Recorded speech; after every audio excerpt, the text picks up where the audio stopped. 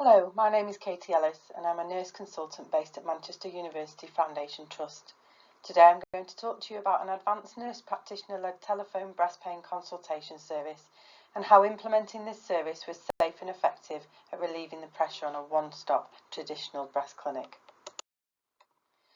All patients referred from primary care into a secondary care breast unit are currently assessed within a one-stop clinic. The one-stop clinic allows for the clinical examination, radiological imaging and any intervention in one appointment and is therefore a very heavily resourced clinic. Breast pain accounts for up to 21% of all referrals into our service, and yet the literature confirms that this is not considered a symptom of breast cancer. Breast pain is equally not an indication for breast imaging in the form of a mammogram or ultrasound scan.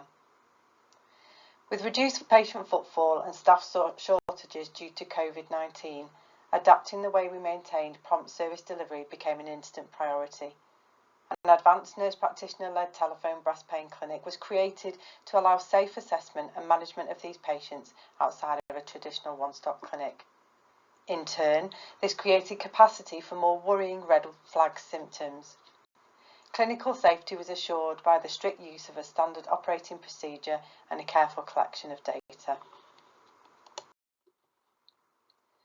Patients of all ages and genders were eligible to attend the clinic, with the only stipulation being they had to have a solitary symptom of breast pain. Exclusion criteria included any patient who has any symptom other than breast pain, irrelevant of how vague, patients who have had a previous malignancy, and patients with any language barriers or communication barriers also needed to be brought back to a one-stop clinic. We also felt that due to the inability to assess the implant health over the telephone, patients who have undergone breast augmentation would also benefit from one-stop assessment. Direct referral from primary care into the breast telephone clinic was implemented. All breast pain referrals were triaged by the advanced nurse practitioner team to ensure that they met the strict inclusion criteria as laid out in the standard operating procedure. Inappropriate referrals were directed into the one-stop clinics. Following the consultation, patients were either reassured and discharged or made a one-stop clinic appointment if they complained of another symptom other than breast pain.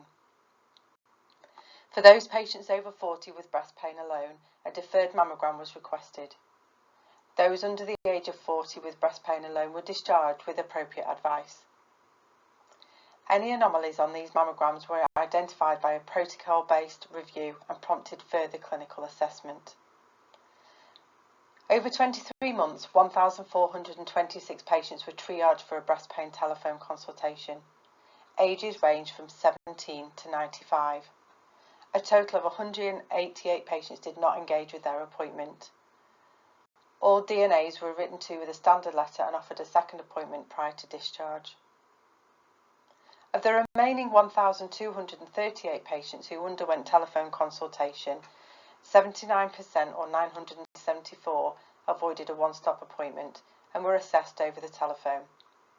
26% or 365 patients were reassured and discharged with a personalised package of care, and 43% of patients, 609, had a deferred mammogram. Of these 609 patients who underwent a deferred mammogram, one patient was found to have a malignancy but had been inappropriately added to the clinic. For this reason, she has been excluded from our data. Just over 4% of patients who had a mammogram were recalled following a mammographic anomaly. 18 patients were found to have a benign finding following further assessment in a one-stop clinic. 7 patients were found to have a malignancy, and these were identified in mammographic findings. These range from low-grade DCIS to a 27mm invasive ductal carcinoma.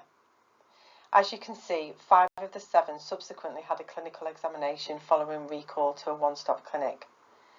All 5 were found to have a clinical finding of P1 or normal, and 2 patients had a no documented clinical examination. Of the 1,238 patients seen since commencement of the pathway, 7 were found to have a malignancy, which gives an overall cancer incidence rate of 0.56%. Clearly, a significant number of patients had no imaging at all, and therefore it was pertinent to check if they had returned to the clinic at any point. Data from 1,109 patients seen between May 2020 and October 2021 showed that 1.8% or 20 returned with the same symptom within 6 months of their initial consultation. Data from 843 patients seen between May 2020 and April 2021 concluded that 2.6 patients or 22 returned with the same symptom within 12 months of their initial consultation, suggesting that patients felt reassured and their assessment, diagnosis and treatment plan. In total, 34 out of 843 patients, 4%, returned within 12-month period, with a range of differing symptoms. Only one patient returned with a breast cancer, which was found to be a contralateral breast cancer from the breast pain that they had 10 months previous, and this was only 10 millimetres in size. There are several reported causes of perceived breast pain, from true breast pain to musculoskeletal chest wall pain. Following the observation of an anecdotal trend of high numbers of musculoskeletal pain in the early data, the origin of breast pain was further collated. An overwhelming 89% of patients were identified as having musculoskeletal pain as a cause for their perceived mastalgia, and only 3.2% were assessed as having true breast pain. Interestingly, 3.8% of patients had pain caused by a varying number of conditions ranging from osteoarthritis to esophageal cancer. Patient satisfaction surveys were sent via text message to each patient. To date, 619 questionnaires have been sent with a 34% response rate. As you can see, the survey concludes patients are likely to recommend our service. They were happy with the care they received and felt that they saved time. Our evaluation confirms that clinical examination is not necessary in the assessment of patients with breast pain. The incidence of cancer is low at 0.56%, and whilst we have not done any imaging on those under 40, our return rate suggests we are unlikely to have missed anything. There is an overwhelming majority of patients who do not have true breast pain, but actually have musculoskeletal pain. And to accurately assess, diagnose and treat these patients, it is crucial that a comprehensive assessment tool is used. Ultimately, and importantly, patients are satisfied with being assessed outside of a one-stop clinic, and data shows this to be safe and efficient. Thank you for listening. If you have any questions or comments on this presentation, please contact me directly. Thank you.